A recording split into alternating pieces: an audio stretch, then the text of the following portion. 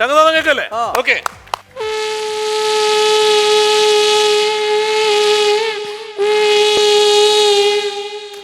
അത് കഴിഞ്ഞൊരു ഇടയ്ക്ക് വേണ്ടേ?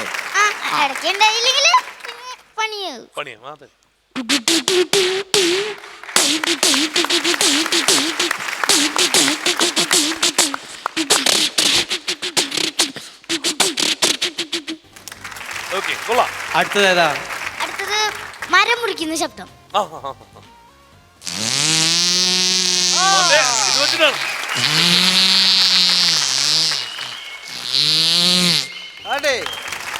സൂപ്പർ. അടുത്തത് ഏതാ? ബാഹുബലിയിലെ കുതിരകൾ. ബാഹുബലിയിലെ കുതിര കംപ്ലീറ്റ് മറ്റേ 4K ആണല്ലോ. ഓ മനസ്സിലായോ? Dolby Atmos. ബ്യൂട്ടിഫുൾ. അടുത്തത് അടുത്തതായി ചെയ്യുന്നത് കടൽ തീരത്തിലെ തിരമാല. കടൽ തീരത്ത് വന്ന് അടിക്കുന്ന തിരമാല അല്ലേ? ശരി. ഓഹോ,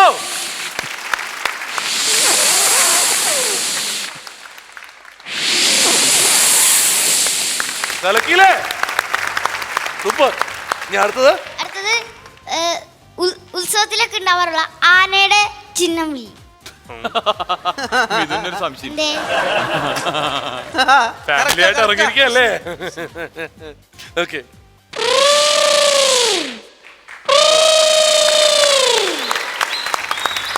കറക്റ്റ് ആയിട്ടുണ്ട്. പിന്നെ കഴിഞ്ഞോ? പൂച്ചകളുടെ കടി പിടിക്കുന്ന ഒരു സാധനം ഉണ്ടല്ലേ?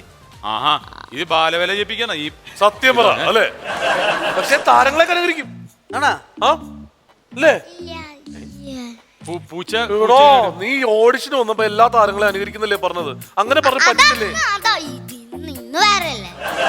ഏട്ടാ, ഇങ്ങനെയാണോ മോനെ വളർത്തുന്നത്? അല്ല, അവൻ നല്ല കാര്യം പറഞ്ഞത്. കാരണം വെച്ചാൽ അന്ന് പറഞ്ഞത് അന്ന്, ഇന്ന് പറഞ്ഞത് ഇന്ന്. വാക്കും വ്യവസ്ഥയൊക്കെ ഉള്ള കുടുംബം. അല്ല, മത്ത കുത്തിയ കുമ്പളം മുളക്കോ? എന്തോ മത്ത കുത്തിയ കുമ്പളം മുളക്കോന്ന് ചോദിച്ചാൽ ഒരിക്കലും മുളക്കില്ല. മത്തയല്ലേ കുത്തണേ. കുമ്പളം മുളക്കിയ. അപ്പൊ മത്തൻ എന്താണ് അവതരിപ്പിക്കാൻ പോകുന്നത്? അല്ല, ഞാൻ അവതരിപ്പിക്കാൻ പോകുന്നത് കുറച്ച് ചിരികളാണ്.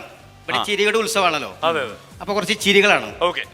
അപ്പോ ആദ്യമായിട്ട് കോഴിയെ വളർത്തുന്ന ഒരാളുടെ ചിരി. കോഴിച്ചിരി.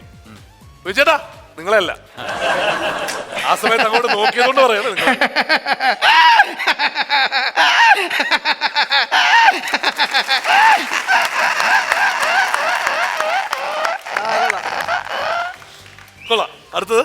അടുത്തത് ഒരു നായ വളർത്തുകാരന്റെ ചിരിയാണ്.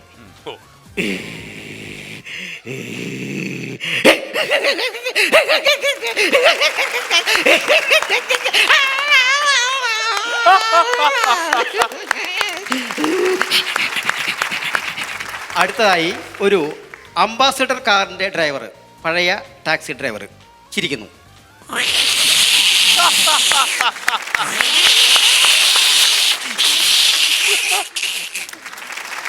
ഇനി കൊലച്ചിരി അറിയോ? കൊലച്ചിരി എനിക്ക് അനുകരിക്കാൻ അറിയാം, പക്ഷെ ഞാൻ അനുകരിക്കുന്നില്ല. അത് ടിനിച്ചേട്ടന്റെ ചിരിയാണ്. ടിനിച്ചേട്ടന്റെ ചിരി അപ്പം പറ്റില്ല, ഇല്ല, നടക്കില്ല.